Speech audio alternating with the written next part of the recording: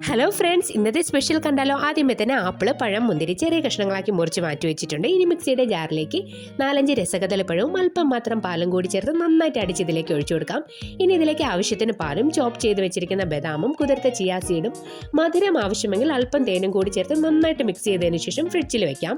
ഇനി ഇന്നത്തെ സ്പെഷ്യൽ നല്ല ഫ്രഷ് ആറ്റുമീൻ കിട്ടിയിട്ടുണ്ട്. ഞാൻ കുറച്ച് കറി വെക്കാനും എടുത്തിട്ടുണ്ട്, ബാക്കി വറുക്കാനും എടുത്തിട്ടുണ്ട്.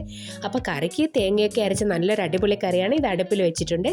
അപ്പോൾ വറുക്കാനുള്ള മീൻ മസാലയൊക്കെ തേച്ചതിന് ശേഷം ഞാൻ അരമണിക്കൂർ മാരിനേറ്റ് ചെയ്യാൻ വെക്കുന്നുണ്ട്. ഇനി കൂട്ടത്തിൽ നല്ല വെണ്ണ പോലെ ഉടച്ച് എടുത്ത കപ്പയും കൂടിയുണ്ട്. അപ്പോൾ എന്നത്തെയും പോലെ തന്നെ ആദ്യം 1 ഗ്ലാസ് വെള്ളം, ഈന്തപ്പഴം, ഇന്ന് ഞാൻ മുന്തിരിയും ഓറഞ്ചുമാണ് എടുത്തിട്ടുള്ളത്.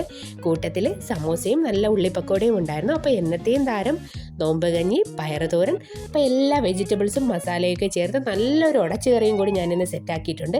അപ്പോൾ എല്ലാം കഴിഞ്ഞ് ഡിന്നറിന് കഴിച്ചത് കപ്പ ഉടച്ചതും മീൻചാറും മീൻ വറുത്തതും.